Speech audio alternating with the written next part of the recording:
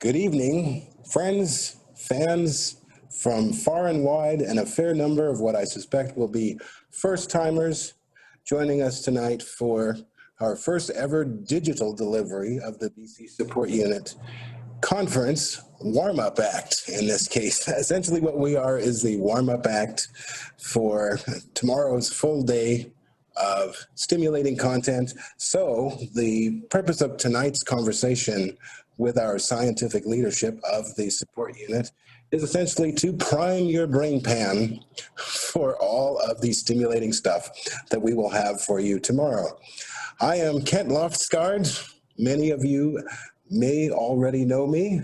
I have been a patient partner serving the BC support unit in multiple capacities for about as long as there's been a support unit to support, is the way that I like to describe it, because we officially launched in November of 2016, and I joined the support unit in what might have been called, I guess, maybe the second trimester of preparation at that point in the summer, in July of 2016.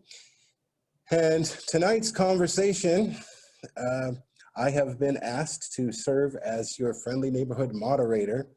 And as part of that responsibility, we should acknowledge that our neighborhood here at the BC Support Unit Hub office is situated on the ancestral, traditional, and unceded territory of the Coast Salish people, including the Musqueam, Squamish, Tsleil-Waututh, and the Stalo, not Stolo, Stalo peoples.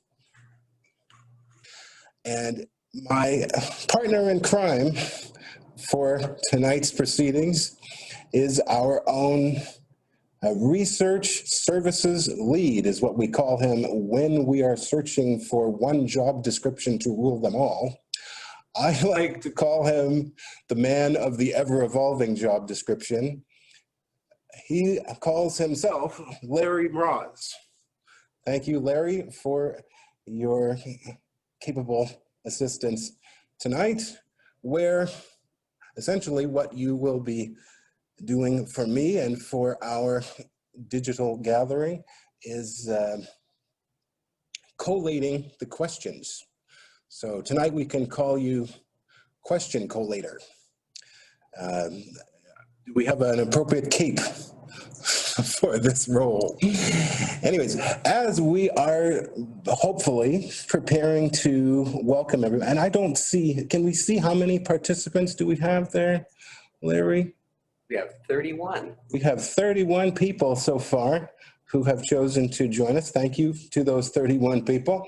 And just as we're preparing to start this conversation with Stirling, Bryan, and Danielle Lavallee, our scientific leadership from the Academic Health Science Network and the BC Support Unit, maybe those of you who have joined us in the chat can just let us know where you're joining us from as far as your geographic jurisdiction is concerned.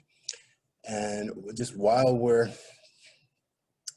doing that, I will cover some housekeeping items that should go smoothly, barring any further technical difficulties. We've had some technical difficulties setting up this whole offering that we've been battling through earlier today. But if all goes well, tonight's conversation will be captured to be later featured on the BC Support Unit's YouTube channel.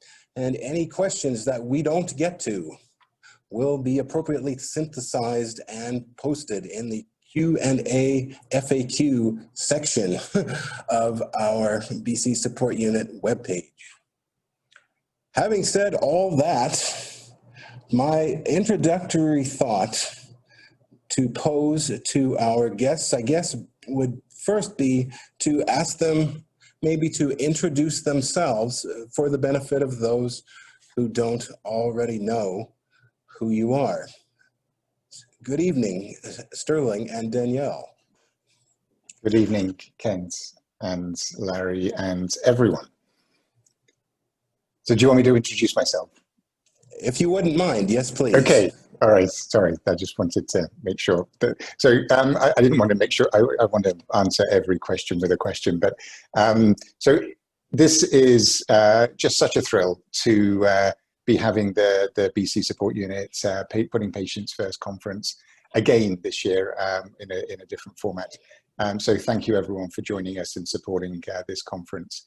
I'm Stirling Bryan. I think I know most people, but not everyone who's joined. So for those who don't know me, I used to be the Scientific Director of the BC Support Unit, and I'm now the President of the Academic Health Science Network. I took over from Tom Noseworthy, who did an outstanding job in that role and stepped away at the end of last year. So I stepped into that role at the beginning of this year.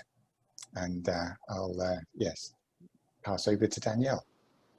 Hi, good evening. It's great to be here. I'm sorry we're not in person because it would be great for my first support unit conference or Putting Patients First conference to meet everybody in person.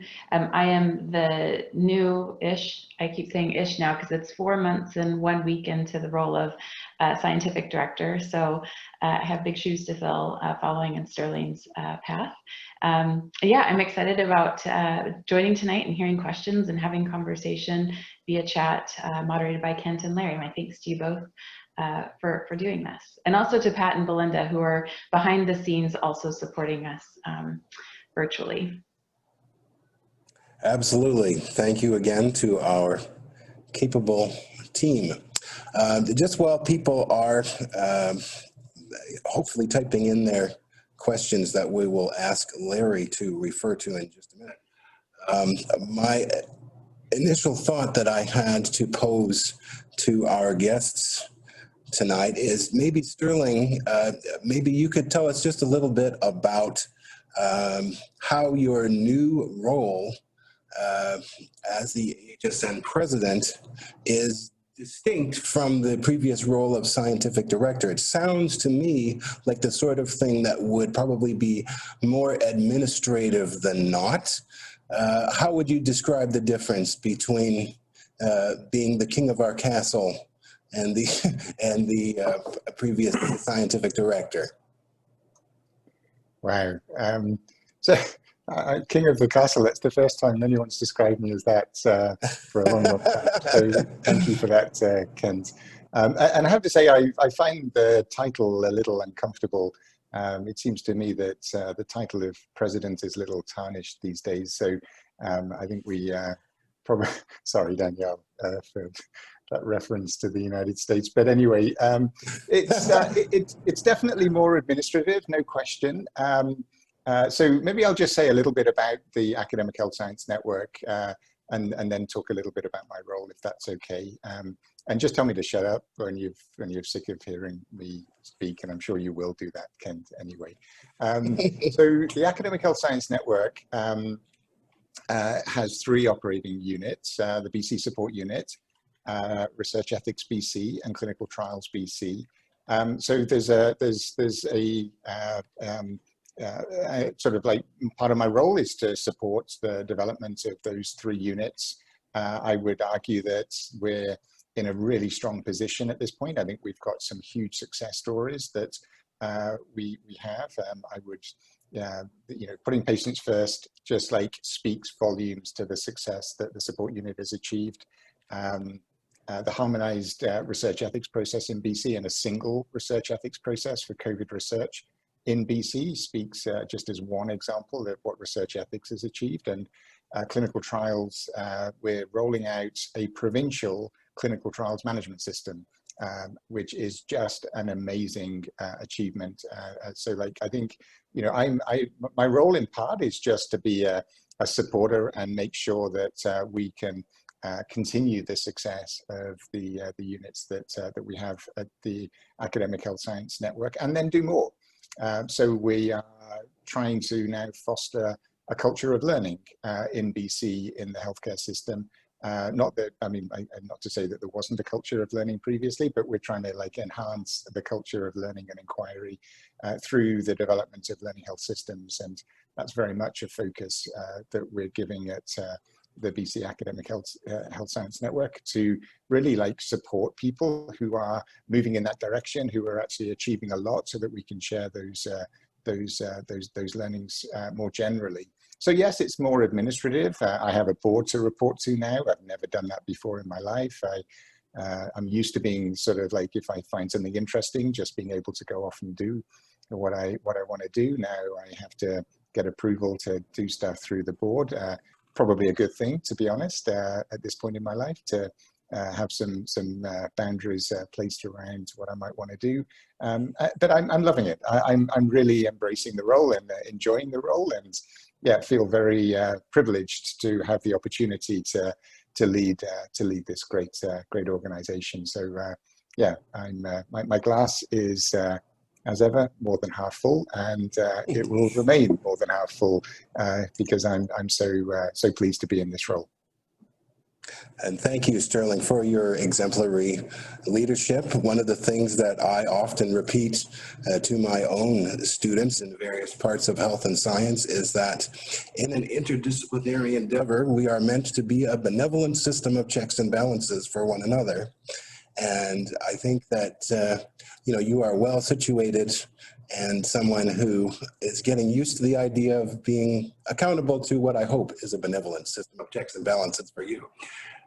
And Danielle, I have to tell you that I'm experiencing quite a hit of nostalgia at the moment, because the last time that I sat at this very same spot, at this very same table, where despite however it might appear on camera, Larry Mraz and I are appropriately physically distanced, practicing all appropriate precautionary measures.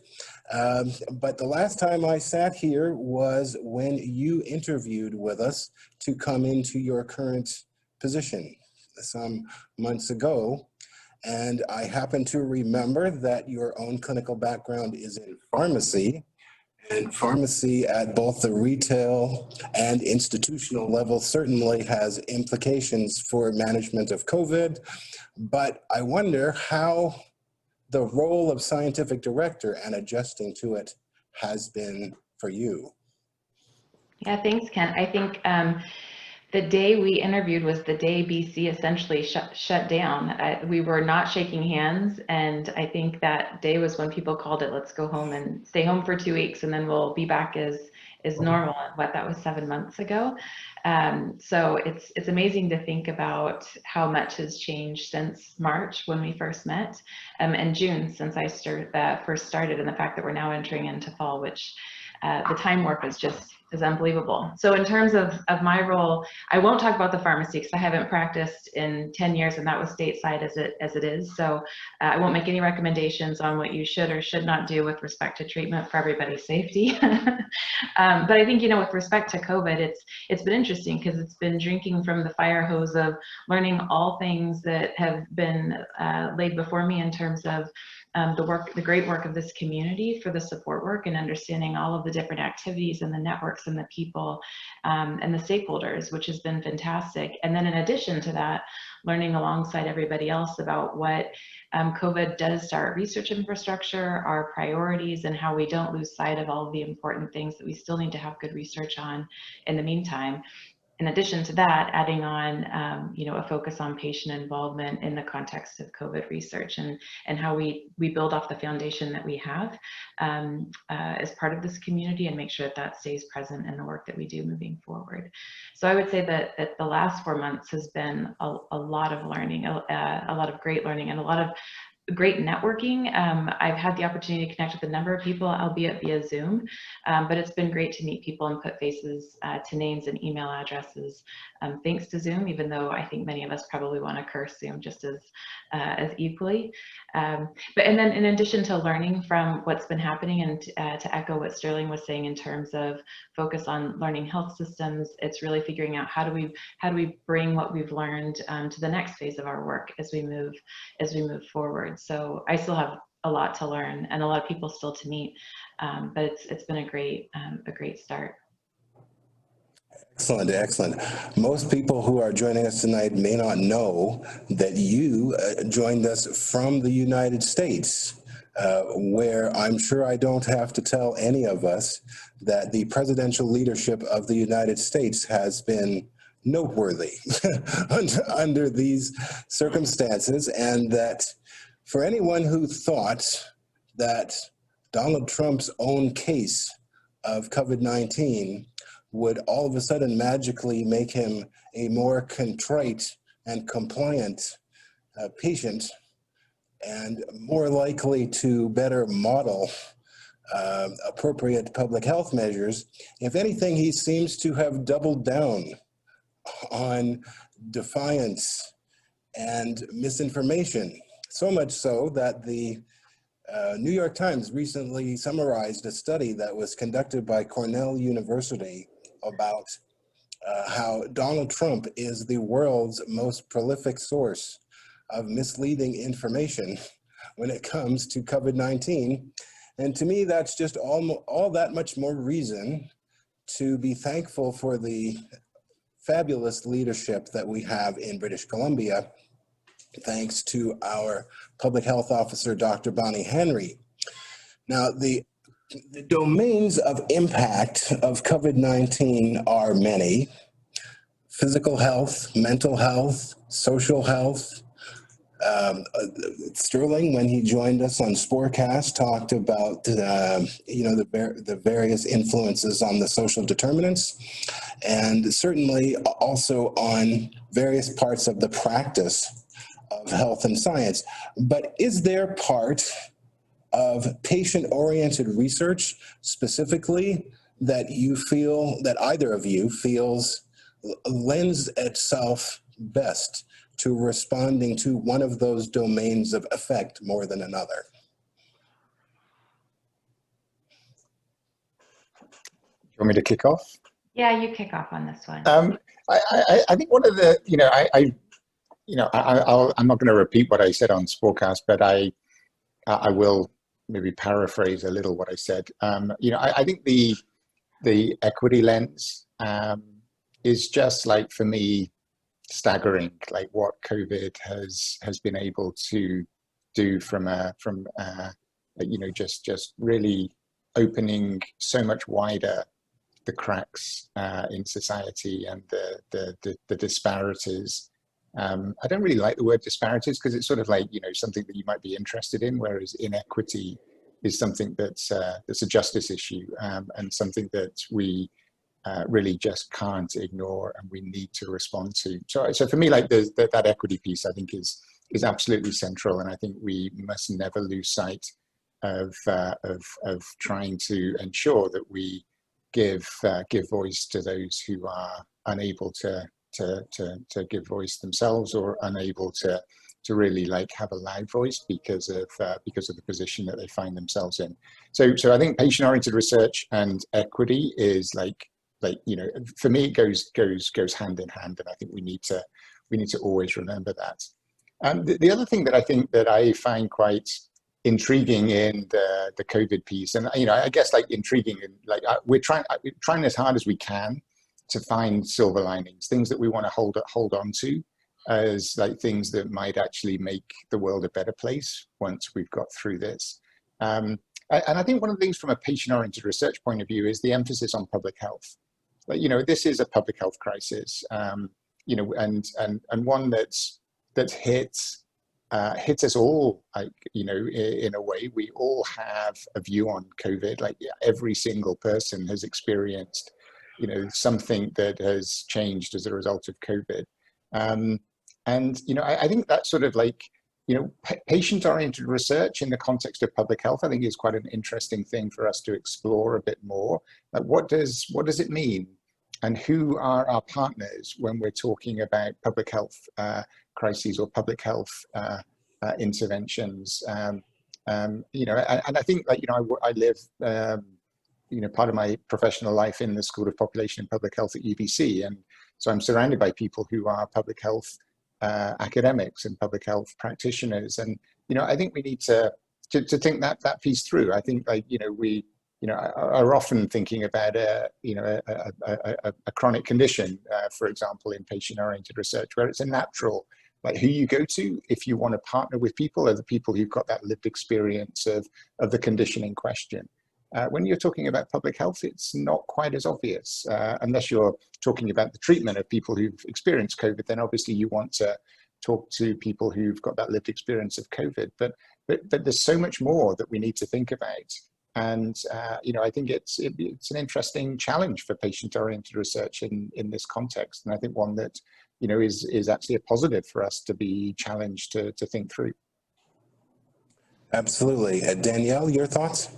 Yeah, I would echo that. I think it really does flip us more towards people-oriented research too, in the context of, I think the present context of COVID makes you realize how we consume information, how we make decisions in uncertainty. And that's, that is for people who have had COVID and people who haven't had COVID, who are sending their kids to school, who are making decisions about their own health, when to access health, when not to access health. That's going to have an immediate impact for sure, but we're going to see this for years to come. And I don't think we can really chart those pathways if we don't have good partnerships and networks outside of our typical academic centers. And that's, groundwork that has been laid within the work of the support unit in this broader community and across the province. I would say that the thing that I'm so humbled by and fascinated by is the networks that each of the regional centers have established and the partnerships that are there, which I think helps us really be able to lead in this space. So I think that for COVID, it's highlighted how quickly misinformation can spread. This need to have good conversations and understand the underpinnings of science, but also to understand the uncertainty that people are facing and the fear that they have around their own choices, both with regards to health, but with regards to other aspects of their daily lives. So the partnerships, I think, may this continue to strengthen patient-oriented research and public-oriented research as we move forward, not just in the context of COVID, but across the various areas that we might research. Absolutely. Larry, I'm not seeing a whole lot of activity in the Q&A there. Do we have anything interesting coming up in the chat? Nothing at all. Yeah. Okay. Well, that's a self-indulgent opportunity for me then, because Stirling, you may remember that when we launched the support unit at the School of Population and Public Health, there was a gathering there that included both the provincial and federal ministers of health of the time, and I was quite disappointed in my journalistic colleagues of the day in that rather than asking any specific questions about the aspiration and the formation of the support unit, they took advantage of the captive audience of the health ministers to question them on the opioid crisis. The opioid crisis today, in the face of this pandemic, is very much something that is still with us. How do you view the interplay between those two health realities that we're living with? Yeah, I mean, it's just like it should be a shock, like to our system, but interestingly, it hasn't been. Like the number of deaths that we see from in terms of the opioid crisis. I'm sort of like struggling to understand, like. I know obviously like what we're seeing now is that in fact things are even worse because of COVID, because people potentially are in more vulnerable situations and disastrous things occur. So yeah, I'm sort of struggling really to understand why this isn't like just such like why this isn't like the issue of our day that we need to address, and I mean COVID is like such a serious issue and we've reacted to that. The opioid crisis is such a serious issue. In fact, you could argue in terms of clearly in terms of the mortality rates, it's a more serious issue, and yet we haven't reacted to that. So I think we need to take a sort of a harsh look at ourselves and understand, like, why is that the case, and how do we address that? How do we rectify that? because it just seems so wrong to me. So I would ask you, Kent, why is that the case? Like you're someone who, is, sort of, you teach about communication. Like, is it a communication failing? Or yeah, like just help me understand. I'll do my best. My thoughts on the topic of exactly what has given rise to the state of mind that we find, pervading itself across the public in the way that minorities are treated, in the way that we seem to be hearing more and more conspiratorial and hoaxer voices, is because I think that in many cases, it's easier to believe that the government or some, terrestrial force is conspiring against people than it is to believe that there is a contagion at hand that is really beyond our control. I think that is a mental health, that is a cognitive health impact that we're seeing. But another thought that I have that relates specifically to patient engagement and in patient-oriented research is that as much as my personal approach to my own work in various parts of healthcare is to repeatedly say that healthcare only works when we can care enough about problems that we don't have. Much of patient engagement in patient-oriented research and beyond is often focused on getting the health system to care about specific problems that patients have. But now that we are under this global pandemic that has essentially rendered the entire world a kind of patient, I'm hoping that that's making it easier for us to think more consistently in the mind of the common good and outside of the kind of conspiratorial and hoaxer thinking that has led to even our own Bonnie Henry getting threatening notes at her office and having to have private security to her home. That's the part that seems really disturbing to me, is that I just think that we just need to model best practices public health behavior as much as is possible.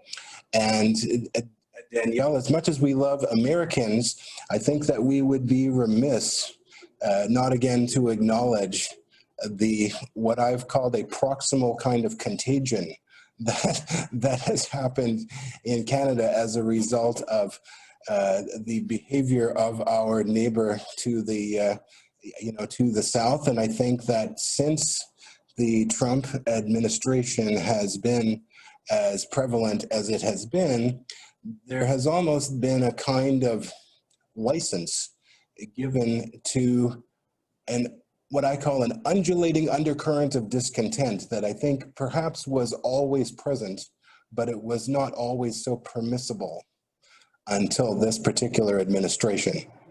Do you have thoughts about that, Danielle?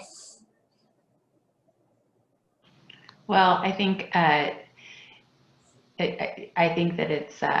it's not been the most shining 4 years, and I think leadership sets the tone of what's acceptable and what's not acceptable. And I think in this context, to your point, racism and the systematic oppression of people in the United States. I won't say it's my country, because my country now is here to the north.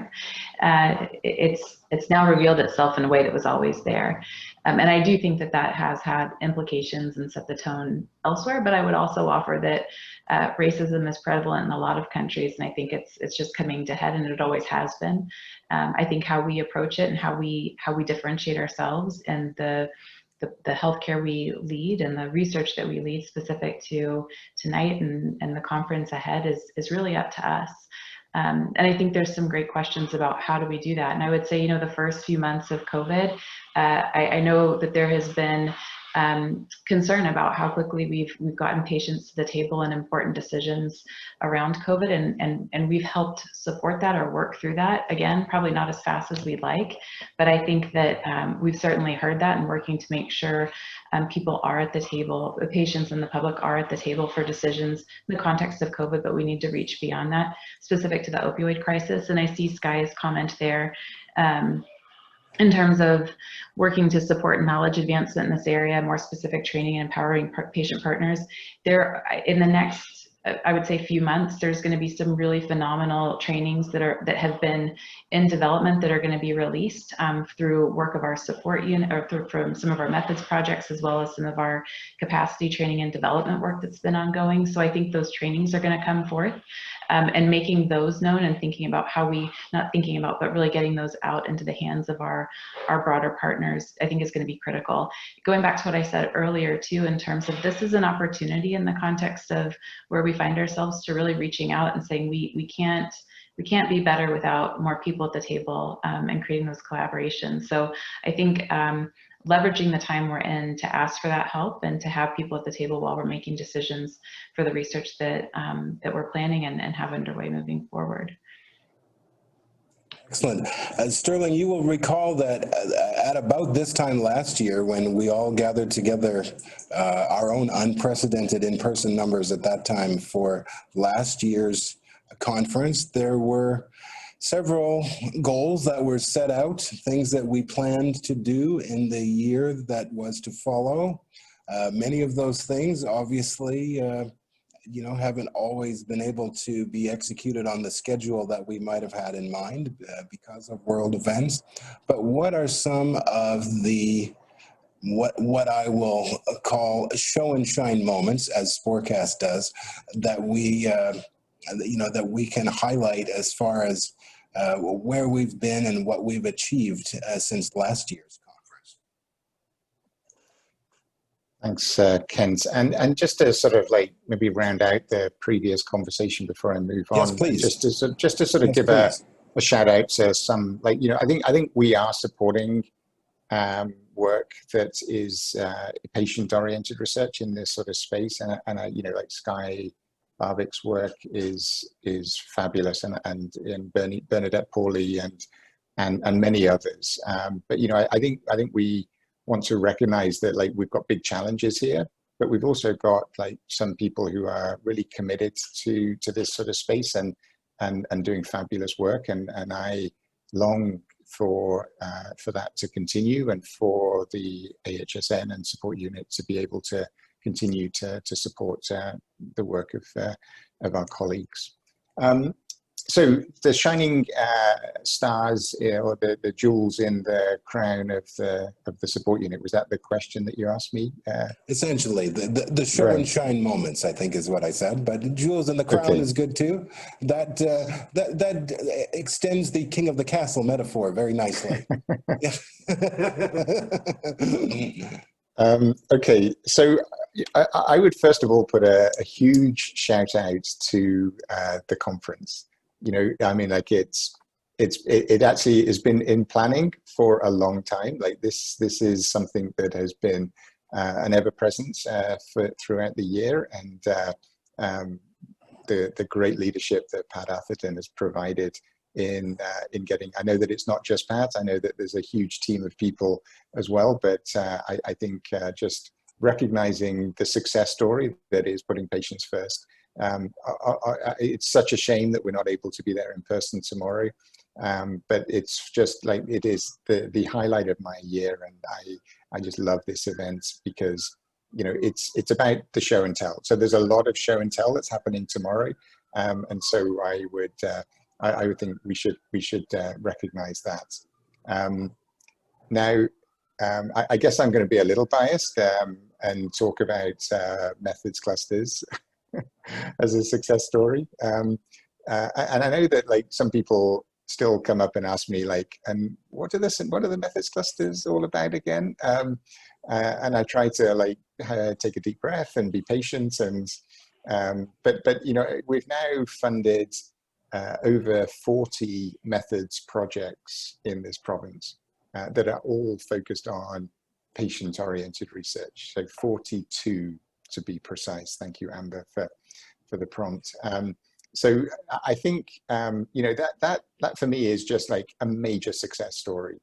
And the investments, so, and every single project has at least one patient partner working in it. So in some ways, this is a test. Like, can we do methods research as patient-oriented research? And many people said, like, that's just ridiculous. Like, why are you even trying to engage patients, people with lived experience in methods projects? That's not going to work. And you know, we've got living proof that not only does it work, it actually works incredibly well, and actually is central to defining what are the important methods questions. So I think that, yeah, I'm sure that everyone on this call is going to be attending the methods cluster session tomorrow. And I would encourage you to do so because I think that is an important success story. Can I add to that, one point? Because I think we're starting to see the results of the methods clusters, not the results, but the products, the publications, the presentations, the websites and such that are going to come from that. And there is one person, Stephanie Harvard, she'll be presenting tomorrow, who wrote this paper. And as a researcher, it was so fantastic because she started to talk about values and preferences. And then you started to think about like how I was trained as a researcher. And you started to realize that a lot of times in research, you do things because that's what the person before you did and how you were trained, but you very rarely pause and recognize that somebody had a value judgment and when they measured something a certain way, or what they chose to measure didn't choose to measure. And the work of some of the projects really delve into how do we be more transparent about this, and how do we think about the implications of our work. And so it's not just about advancing the science of patient involvement, but I really think it's about transforming how we do science and really thinking better about the choices that we make that will ultimately lead, in my opinion, to better research for all. So I get really excited about that. It's one of the first pieces of work I got to read from the work of the methods clusters. And every time I find a new project, and they're all over different topics and different areas, I just get so excited about the things that have been focused on. So I had to nerd out there for a second, Stirling. I interrupted you. It's not my first time for interrupting you, but I will give back the platform. Well, I underline that. I mean, I don't know if Stephanie is here tonight, but if you don't follow Stephanie on Stephanie Harvard on Twitter, then you should do that. So I think that would be a major piece. I mean, there's so many. I mean, I think we should just make a shout out to our 2 demonstration projects that are no longer demonstration projects, because they've actually both like successfully launched like so well. So the Reach PC platform is now up and running. I don't know whether anyone, I had the joy last week to be eating my I actually eat bran flakes every morning for breakfast, so I'm a man of routine. So I was eating my bran flakes, and Steph Cheer, who's the manager for Reach BC, was being interviewed by Stephen Quinn on CBC Radio. So I almost like choked on my bran flakes, but didn't. And she did such a fabulous job, just sort of like sharing the success story that is Reach. So Reach BC, if you're not signed up for Reach BC, then go to reachbc.ca, which I think is the website. And this is, I mean, she described it as a you know, like a dating site. So it's about patients who wish to participate in research and patients who wish to be partners in research, being matched to research projects. So to have that launched, and now we need to make sure it's like going to really be a huge success, I think would be a great achievement. And then the Emergency Medicine Network, which was our other demonstration project.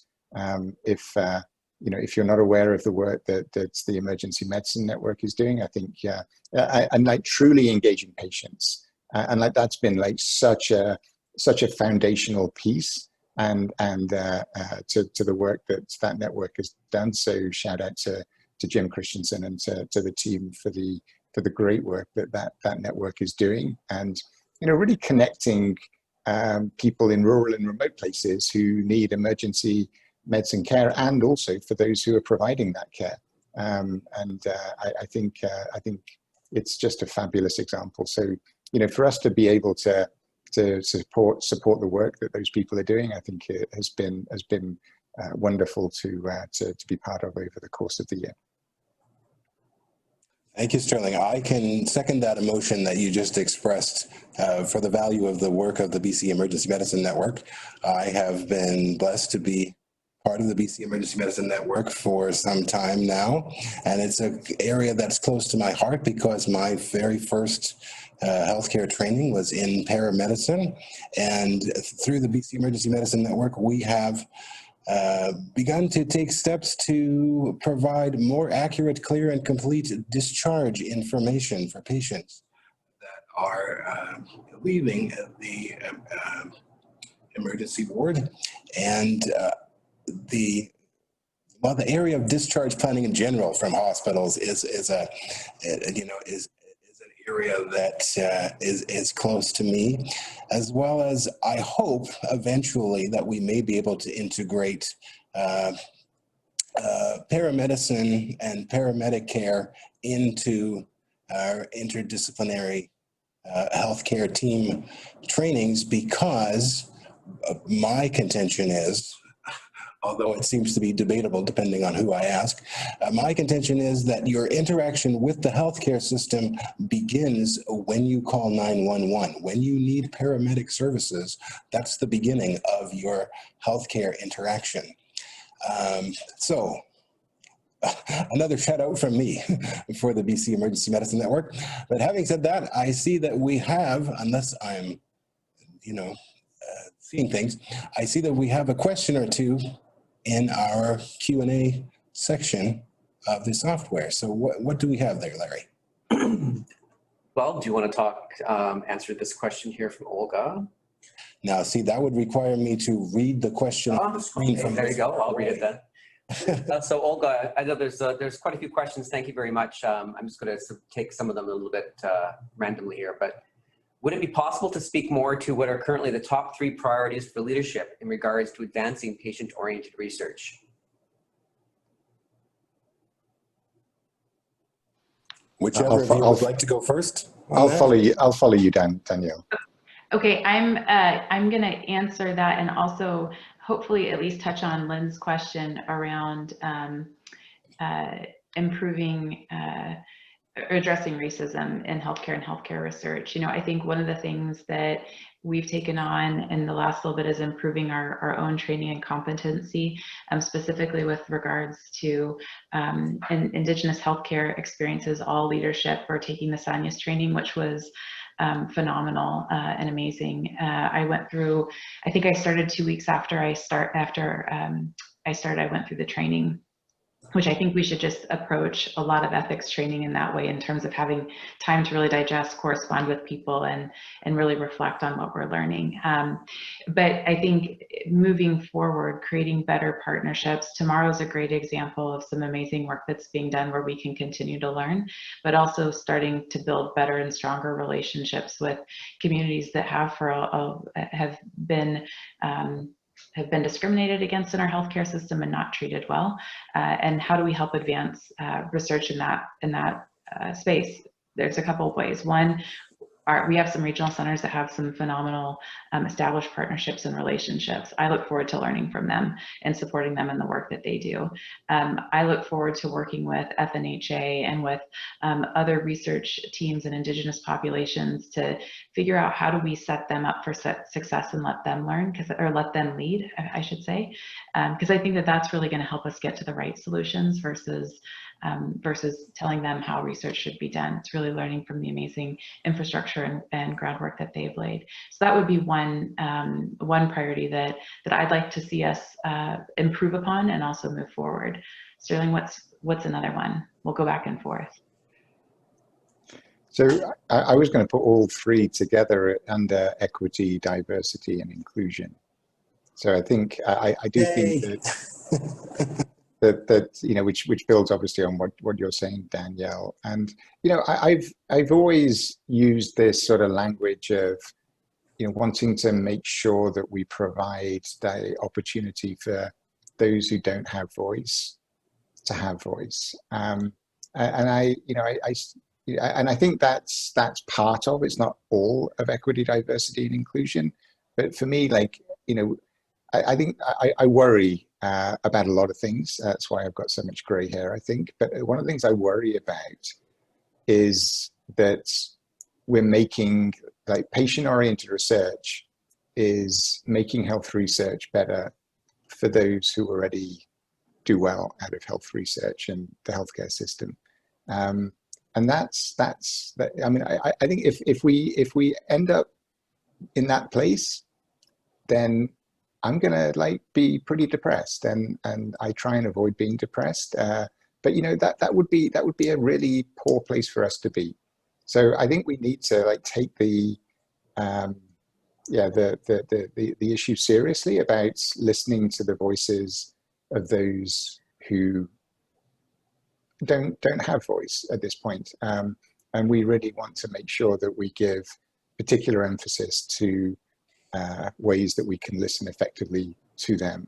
And I think a lot of the work that we're doing is actually focused on that. So I really do think we are moving in that direction. And so I'm not going to be so depressed, I hope, once we get to the end of this journey. I think we're actually going to be in a very good place. So, but I think we need to be conscious that that's where we want to land. Danielle, did you have anything else to offer? Well, he took 3, so now we're at 4. Do I go to 5? No, I think the other thing that I would say moving forward, though, is I hear a lot of comments in meetings that I'm in around data and how do we improve access to data, all types of data. How do people who are accessing the healthcare system understand the care they're receiving, the care they're choosing, learning from their own data, how do health systems learn from the data about the patients they care for so they can rapidly improve and learn. And I think that's also going to be a big area that we focus on. And going back to the emergency medicine network is one example. The data governance that they have in place for that is a very multi-stakeholder driven group to really think about how that work comes together. And there's other examples of that. So in the context of data and improving how we access and learn from it, making sure that that's really done with a patient-oriented approach or a multi-stakeholder approach moving forward. I think that, again, it's taking the foundation that we've started and continuing to build on that so that we're able to improve healthcare for patients and the broader population. So I would highlight that as another area that we talk a lot about and expect to move forward. Excellent. I see the Q&A panel is heating up there. So what have we got next there, Larry? All right, so on this theme, I think that this has been talked a bit about, but there's a couple of questions here about equity and diversity. So I'll just sort of read them off and you guys can tackle which piece you want. There's a focus in our province on adult and senior mental health, but little or no focus on youth. Can you comment on that? That's one question that sort of fits with that theme. The other one is about systemic racism in Canada.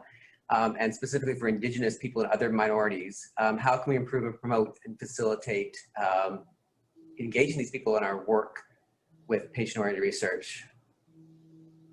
For the first question, I wish we could unmute Sky because that's a big body of her work, and the Foundry Project is phenomenal. And if you can follow Sky, I can't answer that when she's on the call, but go find Sky Barbic, and she would probably have some phenomenal answers to that or can add to the chat. But Stirling, what else would you say to that? I mean, I was thinking exactly the same. So that Sky Barbic is someone to follow on Twitter, no question. I think, I mean, I am actually involved in work that is looking at major depression and care pathways for patients with major depression.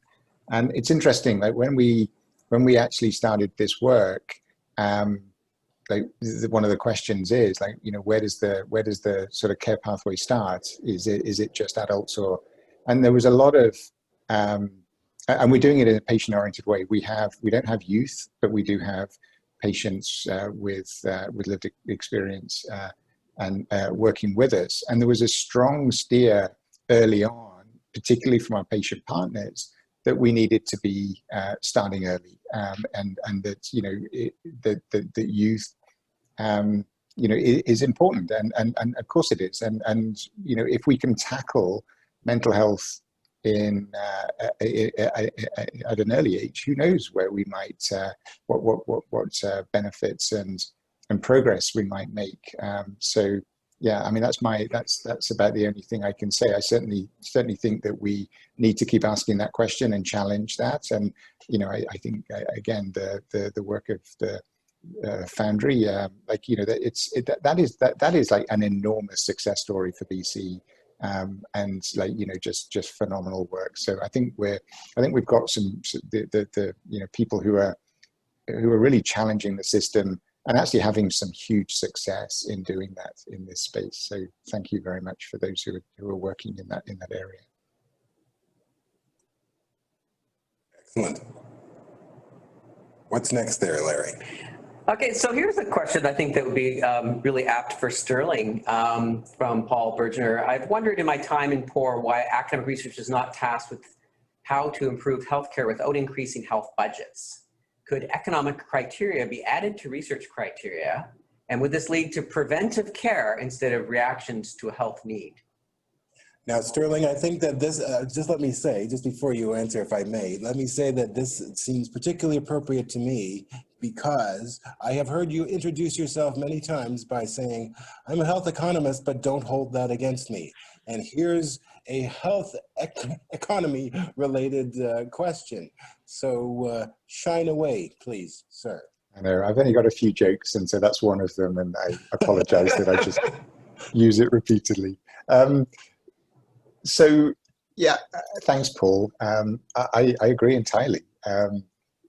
So, you know, one of the things that I think is quite an interesting question that underlies this is, you know, what should we do with when we get strong evidence that something works? And like, you know, in patient-oriented research, we do, you know, like we engage, you know, fully, I hope, with patient partners, those with lived experience.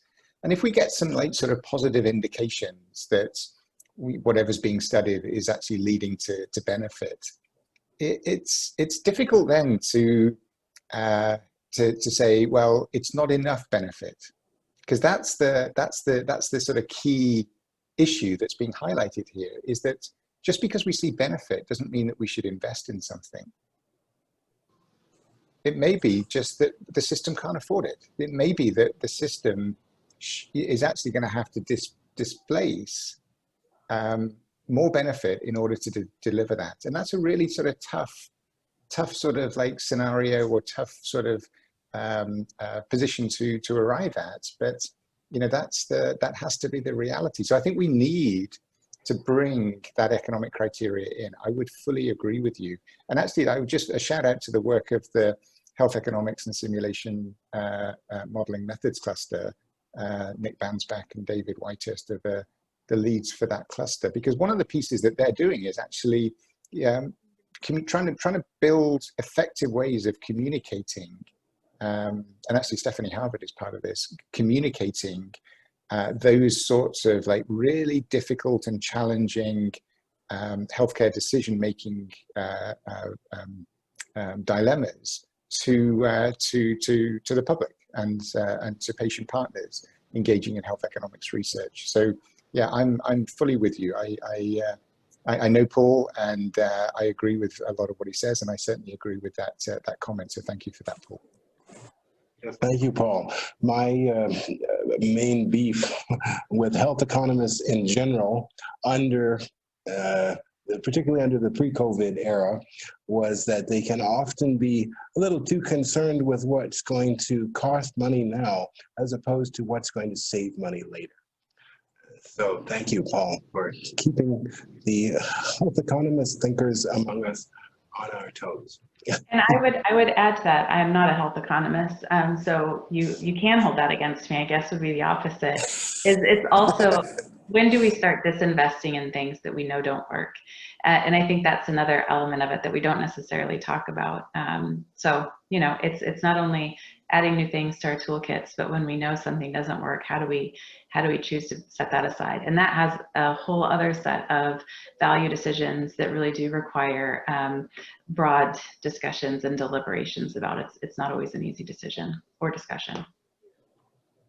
Indeed. I see we have several more inquiries to choose from there, Larry. All right, and so there's a couple of questions here that I think are kind of interesting that would be kind of fun to ask together. One of them is about how do we deal with an anti-science popular culture that seems to be emerging and apparent these days?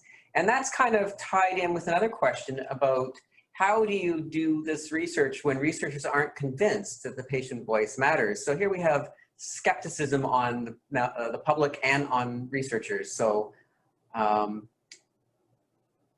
you think of that? I think, you know what, I think that part of the anti-science culture is probably tied to communication right now. And I think that there's a whole wealth of how we talk about science and how we follow miscommunication. There's some people who are looking at how we use social media, because I think that's a big tool for spreading information, good and bad, about how quickly that spreads and what the impact is on decision making and the forces around that. So I think this is a great area for health research to new partnerships as we expand in terms of who we collaborate with and work with. So people who are in information schools are looking at this. How do we partner with them to understand what the implications are for the work that we do? So I think that is one piece. And then the second piece is learning how to communicate better with people outside of our academic realms. We can talk to each other pretty well, but we don't have the opportunity to talk with broader audiences, and having conversations and how do we communicate science effectively and meaningfully so people are able to make well-informed decisions. I think that is going to be a never-ending journey and a continued uphill battle in the space that we're in. Sterling, do you have a thought? Yeah, no, I'd agree with that. And I guess I sort of pull my hair out a little bit with the anti-science popular culture piece. And yeah, I mean, that's another thing I worry about. So it's another cause of, I both pull my hair out and my hair goes gray because of it. So, yeah, but the piece, the other question I think is really intriguing. So, how do you put patients first when researchers are not convinced that the patient voice matters in research? I mean, like, part of me thinks, like, if the researchers really are adamant that they don't want patients as part of their team, and they want to just carry on in that sort of traditional manner, if you like, I think just let them stew, like just let them get on with it, and like let's work with the people who actually are much more open to it. Because I've actually seen so much progress that we've made in BC and in Canada and actually, you know, internationally in this space, that I think the culture is so different now. And, you know, great work that's being done by, you know, folks in the support unit and the regional centres to work closely with research teams who are open to bringing patients in, to really help them do that, and do that in a way that is honest and fulsome and respectful to all parties. And I think, like, you know, that for me is like, just like we've seen a culture shift happen over the course of the last 5+ years in patient-oriented research being accepted. So if people don't want to do that, you know, maybe it's time for us just to give up on them and actually like just work with those who are open to that, because I think that's the way of the future, and I think that's the increasingly where research teams are these days. So yeah, maybe I've got a biased sample because I tend to work with people who are much more open to it. But yeah, you've got to choose your battles, and you know, maybe that's not a battle that's worth fighting just at this stage.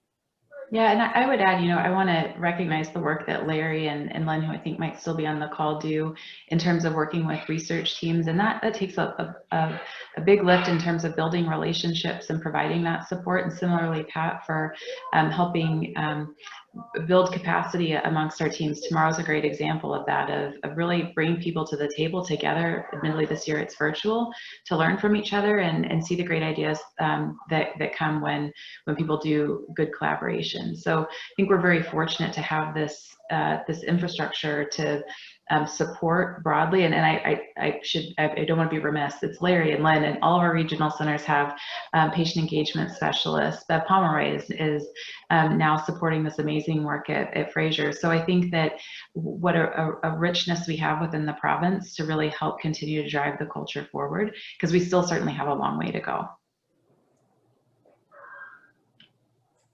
My own answer to that, if I may, in terms of how do we show that the patient voice matters to research teams that might be doubtful.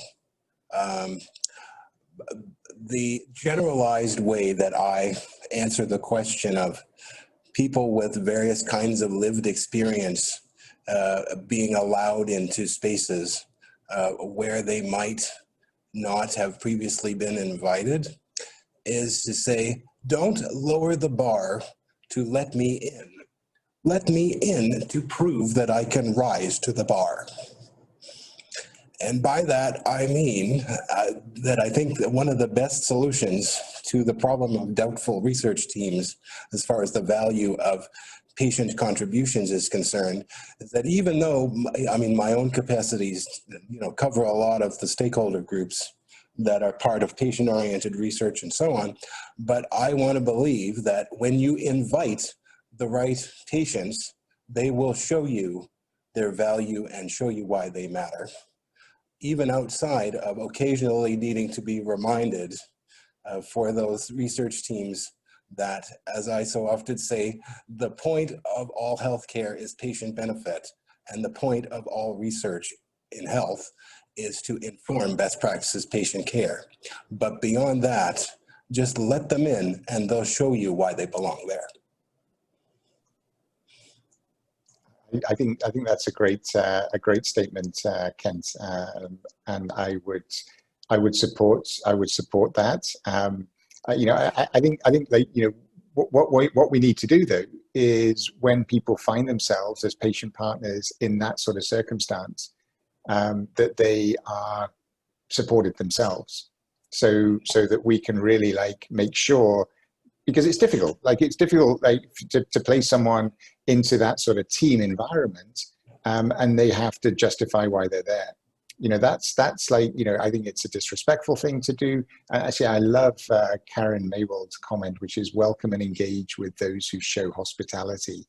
Like that for me is like, you want at least the decency to show hospitality before you should really be placing people or encouraging people to be part of those teams. So I think that, yeah, we might want to do that, and I think we should do that, but we certainly need to make sure, and I think we are building that network of patient partners who are supporting each other in quite difficult circumstances at times. Yeah, that's an important piece. Absolutely. And we don't want to leave the impression that it's the patients and everybody else. I think across the stakeholders on any interdisciplinary team, there could be just as much need for orientation about the interdisciplinary roles on that team and exactly what each of those stakeholders is meant to contribute. And now that we have increasingly begun to practice that patients are also part of that part of that group, it's just a reminder, who it's all for and what it should all be about, in my view. Larry. Well, a couple of comments there, and then a question here about fighting and overcoming tokenism in research. I think this is something that's come up a bit, but maybe we could elaborate about this. How do we fight and overcome tokenism? So first of all, maybe we could start with, what is tokenism?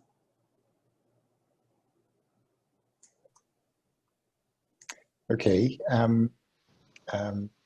So I think, tokenism is when there isn't, for me anyway, I mean, I think we're talking about tokenism in the context of bringing people with lived experience to be part of research teams. I think a tokenistic sort of attitude would be that you bring people in because it ticks a box, but you don't actually listen to allow the team to really function as a patient-oriented research team. I think that's what I would understand by tokenism, and I think that is something obviously that we need to challenge and support people to move away from.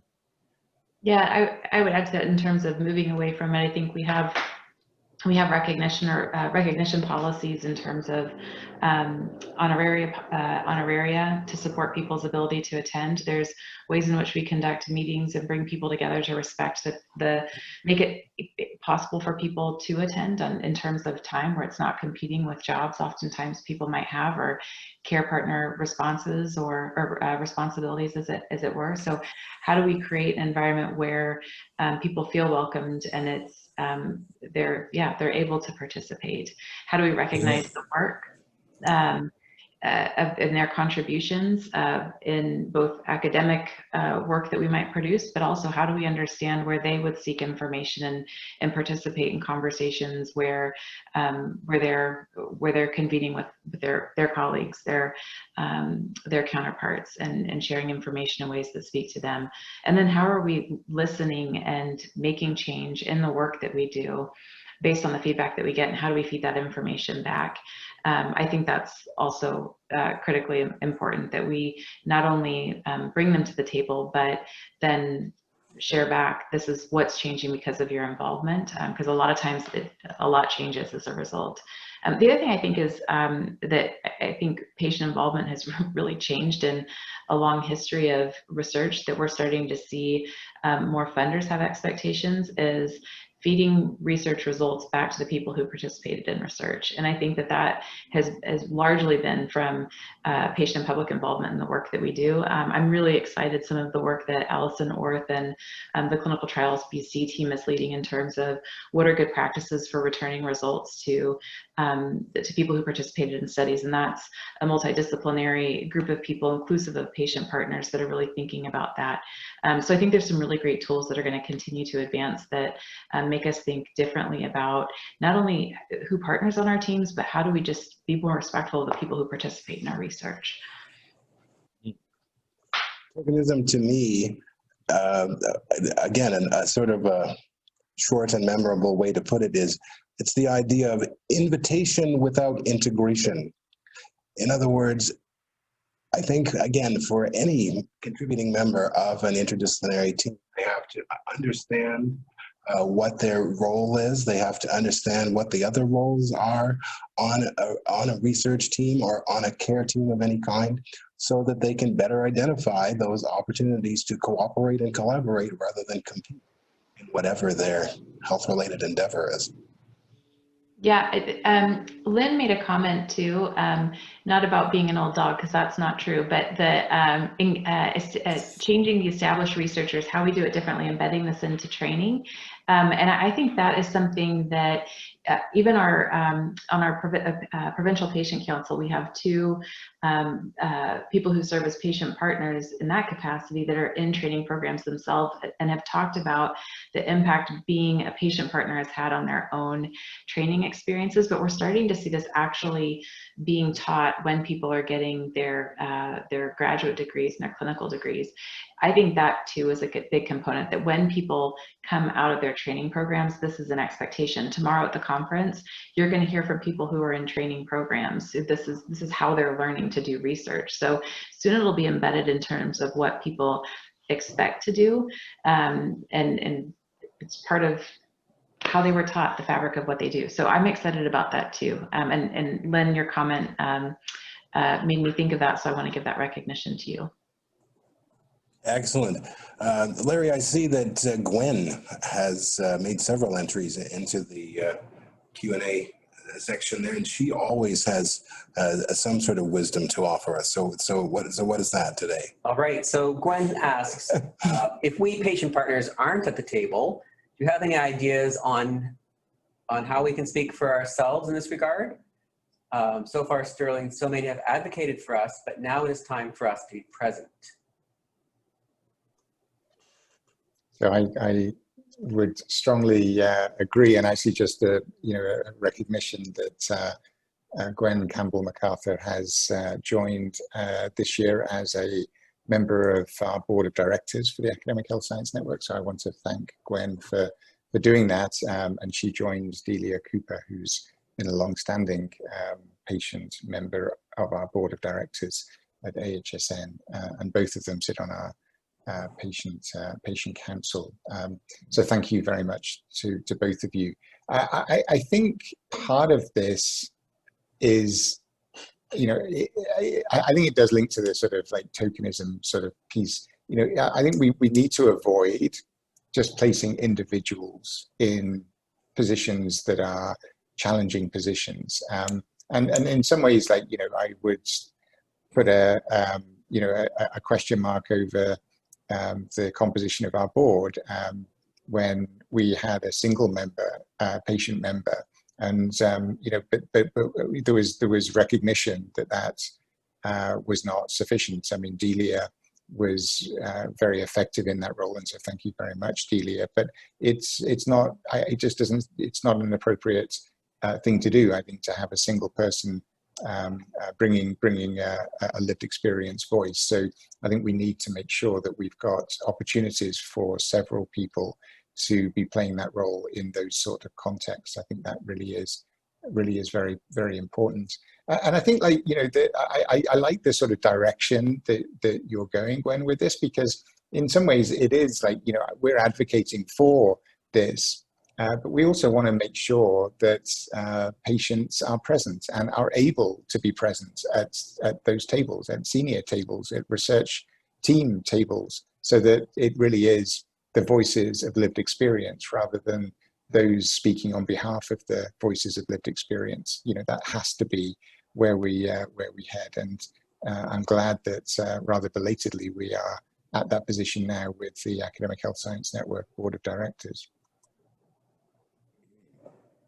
Danielle, did you have anything to add? No, I think Stirling covered the high notes, but I do agree, Gwen, with the comments that you're making as well. Excellent. That gives me an opportunity then to move on to, I think I saw Noreen Frisch up there in the Q&A box. Am I hallucinating? Noreen, are you with us? There with it. Science talk, this one? Is that Noreen up there? That's back to COVID. Oh. It might have been answered. I can't see the rest of what it says there. So but if, I'll read it. So there was a question from Noreen earlier on. I think we might have covered parts of it. We have several populations that are impacted by our response to COVID, including vulnerable children, domestic violence, as well as the opioid issue. How do we who are interested in POR start to address this? I think you're right, Larry. I think we kind of have covered that earlier. Sorry, Noreen. I just saw your name there and not the substance of your question. And because there are a number of other entries in there, let's see what else we might be able to find. I'm also pulling out questions from bits and pieces. So if anyone feels that their question hasn't been answered adequately, please feel free to rephrase it, because I think I'm sort of jumping around a bit. That is excellent advice. Did you find an example of such an instance? Yeah, so I'd like to jump back to this idea about patient partners and how they feel. Okay. Because there's a great question here from Jennifer. What's your overall impression from patient partners and how they feel in terms of support and value in participating in research? So this is a little bit sort of connected to what we're talking about with the tokenism and support. And are there particular areas of disciplines where this is a greater challenge? That is a really great question, and that is hard for me to answer.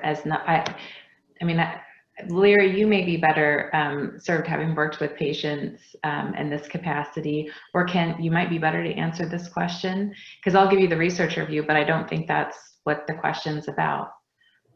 Yeah, I kind of feel like I've really, in my earlier comments, I think I've covered my, my answer to the parameters of effective, of effective engagement. I don't know. I don't really know what more I could say there specific to that.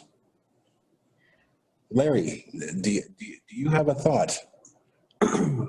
I Actually, I think it's interesting that this question is about particular areas or disciplines where this is a greater challenge, because I think that we often see that in nursing and qualitative research, it seems to be a little bit more amenable to doing some of this work, whereas I think in some of the harder sciences, bench sciences, it might be seen as more difficult. So I wonder if you have any comments about that.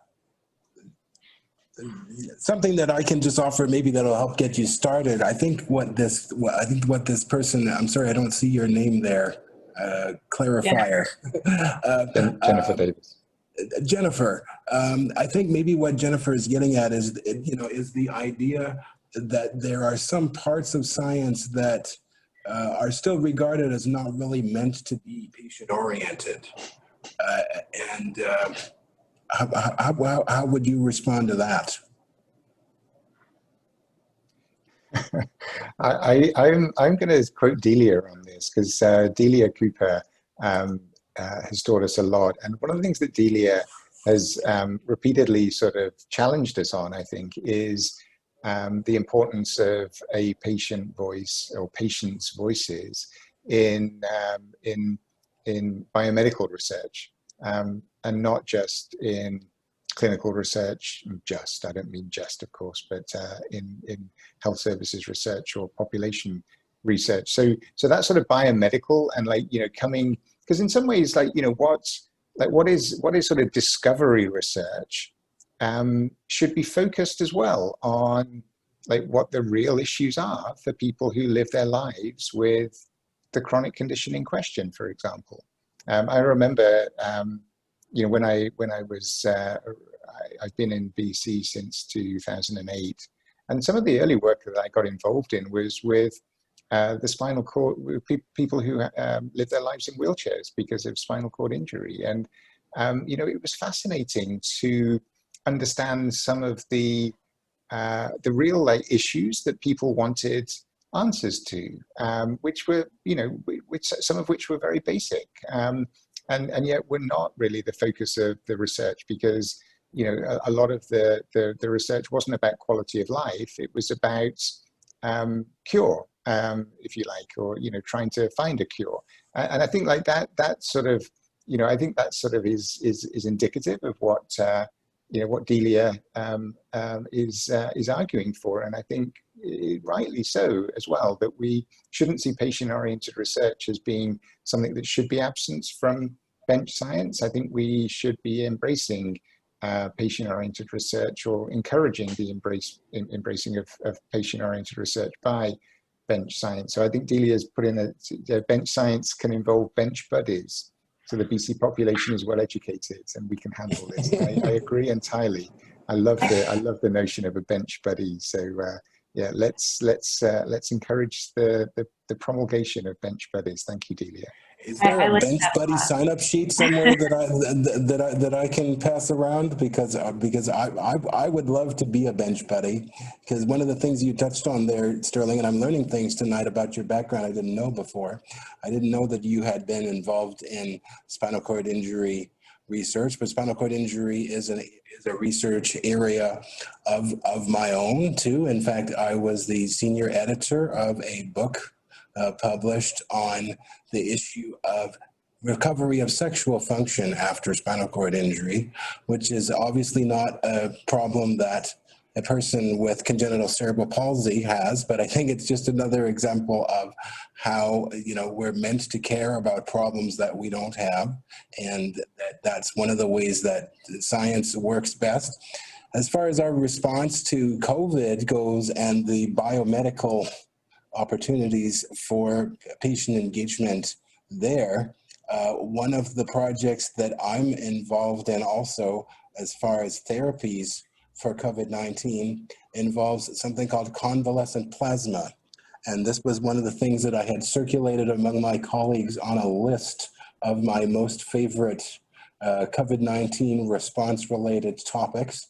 And I was subsequently invited to an international research team that is investigating convalescent plasma. Convalescent plasma, for those who don't know, is the idea of collecting plasma from patients who have recovered from COVID-19 and using it as a therapy to treat newly sick patients. And on that particular research team, what we have mostly are patients who are themselves health professionals who were infected on the job. In fact, I'm the only one who could be called a kind of patient who hasn't had an experience of COVID-19 infection. So I think that's, that's one example. Not that I'm necessarily a typical sample, but that's one example of where a kind of patient engagement is continuing even in the biomedical response to COVID. I would go back, and Noreen, I did see your comment around training, and a lot of work still needs to be done there. In my past life, I had the opportunity to teach stakeholder and patient engagement for one of our translational health sciences group. And part of that were people that were developing vaccines. And when I first walked in and started talking about the topic, you just kind of saw their eyes glaze over because they didn't really understand how it influenced the work that they were doing. They saw themselves so early in the development side that the idea of engaging anybody really just didn't make sense. They were in a lab. And by the end of conversations, like getting them to think about who is your research meant to inform at the end, like when you've developed whatever it is you're developed, what do you hope changes? What information do those people need to make decisions? And when they couldn't answer that question, well, you have to talk to people. So I think that there is a long way to go. I 100% agree. But I think how we move these conversations earlier into training and science development, I think it is an opportunity. So I like the idea of bench buddies. There's a space for that. Sign me up. I will loan myself out as a bench buddy for anyone who needs one.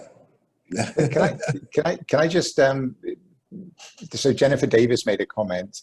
I just want to put a shout out.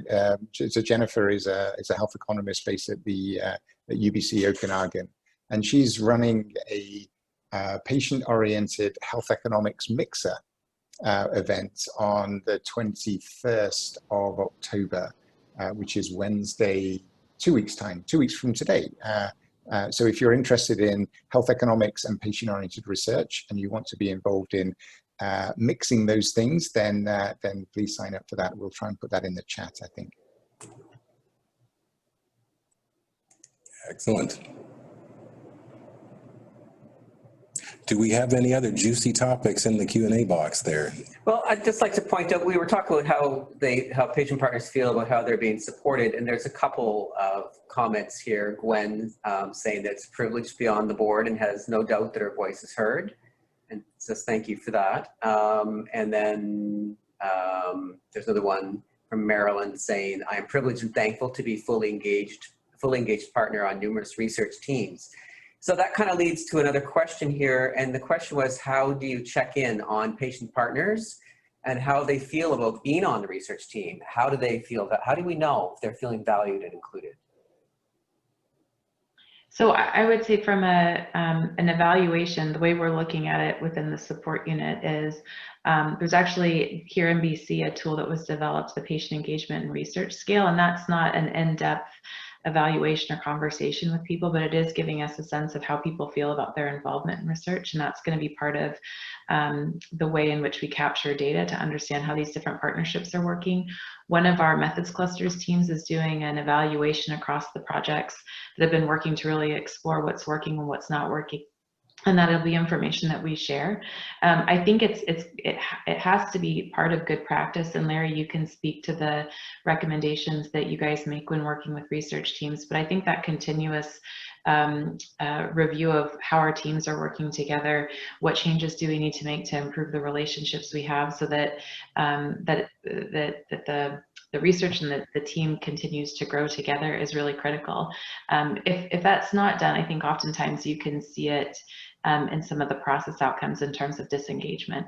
And so I think if you don't have the data, you look at how many people don't stay involved in the team over time because they don't feel valued and they don't feel part of that. So I think there's ways that we should be doing that as teams and really understanding that and sharing that information forward. And I think when we're looking at partnerships and evaluating how things are working, using some of those other measures as a sense of, did it work or did it not work? Those would be my thoughts. Yeah, no, I would support that. I guess, like, you know, if you're interested in this space, we're sort of getting a bit short on time. The work that Cleon Hamilton has done is work that you should take a look at. He worked on developing tools that allow us to have some measurements around patient engagement, and did that work in partnership with Linda Lee. So I think that would be somewhere to go. And obviously a shout out to John Ward, our outstanding evaluation lead at the support unit, who's again very engaged in this. So I think if you're interested in learning more about this sort of question, then yeah, Cleon and John would be people that you would want to connect with.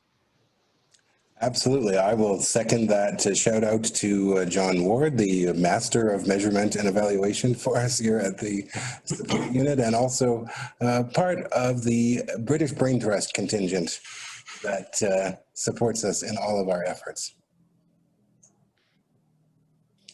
But as you pointed out, Stirling, we are running a bit short on time. So I wonder, Larry, do we see anything there left in the chat box that are in the Q&A section that might lend itself to a brief response? You know, I think we've covered most things, but I have probably butchered a number of the questions, so I apologize if I missed on some of these excellent questions and great comments that are being carried through. But I have a question, my own question here is— Please, yes. Is bad engagement worse than no engagement? Yes, is my answer to that question. Yes, it is. My response to that question is that bad engagement is worse than no engagement, because bad engagement leaves a dissociative impression of future engagement potential. In other words, if you put people off of engagement by screwing up your only chance to make a first impression, as they say, then people are much less likely to be engaged successfully later on. Yeah, I think you also run the risk of causing harm to somebody in a way that you might not realize. And so I think one way to circumvent that is to make sure there's good mentorship that happens. And I think that when people reach out to us, for example, around creating partnerships, that we're stewards of the people who we've had the privilege of partnering with, and making sure that when we make those matches, that we do the best we can to make sure we set people up for success, either by offering support for those partnerships or not. But I do think that engagement can lead to, yeah, Gwen, you're saying it quite well. I'll just say read Gwen's comment. I agree. Just before we wrap up, I'd like to take this opportunity as well to direct anybody who's also interested in this particular topic of engaging with patients on research teams to dig into some of the other content that's available on our YouTube channel and some of the past panels that have addressed this topic specifically. And I'm not just saying that because I was part of them. Thank you, everyone, for your time and for your inquisitiveness. And I hope that we have successfully set the stage for what will be a further engaging day of exploration tomorrow that will set the stage for achievements that we'll be able to look back on in about a year from now and say, well, what did we really achieve as a result of the virtual version of our conference? So thank you to everyone who who has joined us. Does anyone have any last comments before we say goodnight? A huge thank you. That was a lot of fun, and thanks for the questions, and thanks for joining us, and look forward to seeing you tomorrow. Excellent. And thank you, Larry, for your able assistance. Thank you, Kent, for hosting tonight. Sorry, I should have said, yeah, thank you very much, Larry, Kent, Belinda, and Pat for organizing this. Yeah, thank you very much. So it's okay. We've been around long enough that you can take us for granted now. Thank you, everyone. And I'll take this opportunity to say I have been Kent Loftsgard. Thank you, Stirling, Bryan, Danielle, Lavallee, Larry Miraz. and good night. Good night, everybody.